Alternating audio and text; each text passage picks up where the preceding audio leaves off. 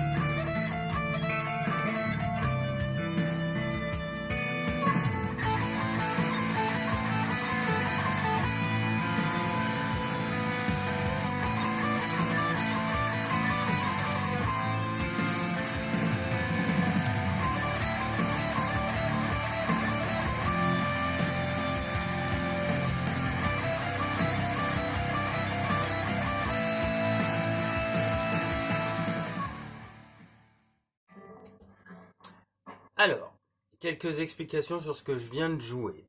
Le but ici est de commencer à entrevoir les doigtés de la gamme majeure. Et je vous avais, petit rappel, bien numéroté les doigts de la main gauche. L'idée, sur la gamme majeure, on va avoir trois types de doigtés au niveau de la main gauche qui vont nous permettre de jouer notre gamme majeure dans toutes les positions et partout sur le manche. Premier doigté qui est utilisé dans la vidéo sur le petit playback, on va utiliser le premier doigté qui va être index, annulaire, petit doigt, donc ce qu'on appelle le 1, 3, 4.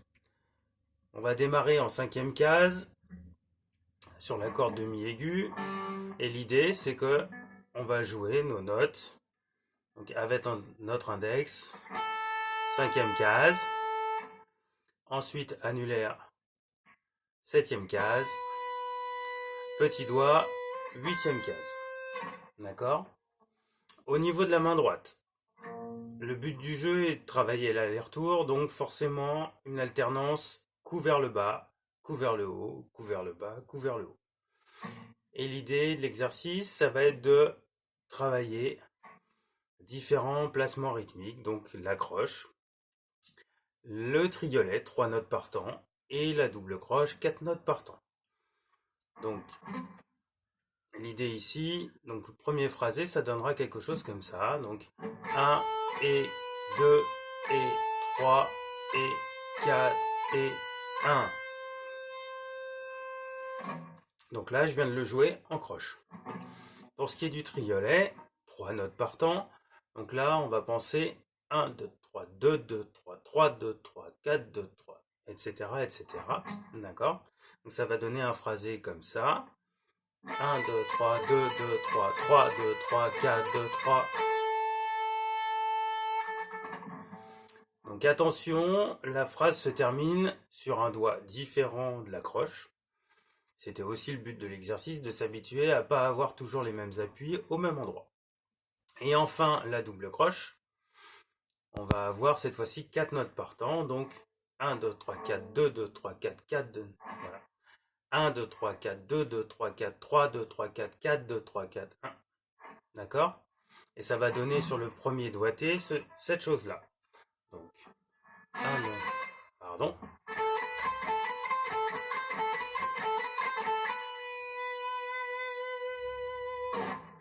Avec cette fois-ci la fin du phrasé sur notre annulaire. Ensuite, les autres doigtés justement, qui sont joués les uns derrière les autres avec la même figure rythmique, vous allez avoir cette fois-ci le doigté 1, 2, 4. Cette fois-ci, on va commencer index en 7e case, toujours sur la corde de mi aigu. Ensuite, le deuxième doigt, donc 8e case, et le petit doigt qui va venir 10e case. Et ça va nous donner ce phrasé-là.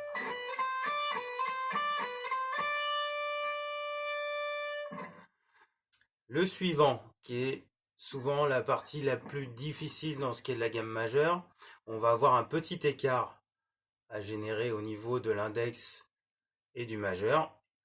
Cette fois-ci, on va avoir l'index en 8e case, le majeur en 10e case et le petit doigt en 12e case. Ce qui nous donne ceci.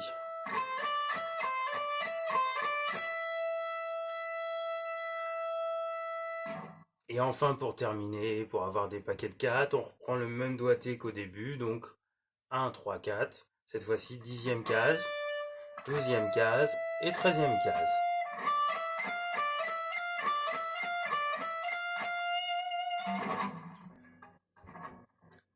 Donc cet exercice est à jouer bien sûr sur le playback, ce qui rend les choses beaucoup plus intéressantes comme vous avez vu dans la première vidéo. Et surtout, commencer doucement, c'est-à-dire qu'il faut travailler la croche en premier. Si ça a du mal à passer en croche, n'essayez pas de faire les triolets tout de suite. Le but du jeu, c'est de s'habituer au doigté et en particulier aux écarts sur la 3e position en particulier. Une fois que vous êtes un peu à l'aise avec ce mouvement-là, n'hésitez pas à le travailler dans l'autre sens, c'est-à-dire à partir du petit doigt et non plus de l'index. D'accord? Ce qui va nous donner sur le premier doigté toujours index, annulaire, petit doigt. Mais cette fois-ci en démarrant du petit doigt. Etc.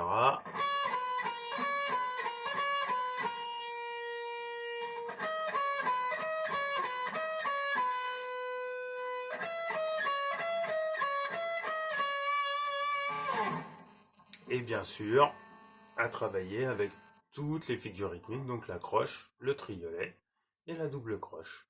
Voilà, et je reviendrai avec quelques autres vidéos là-dessus, justement pour revenir sur la gamme majeure. Tchuss!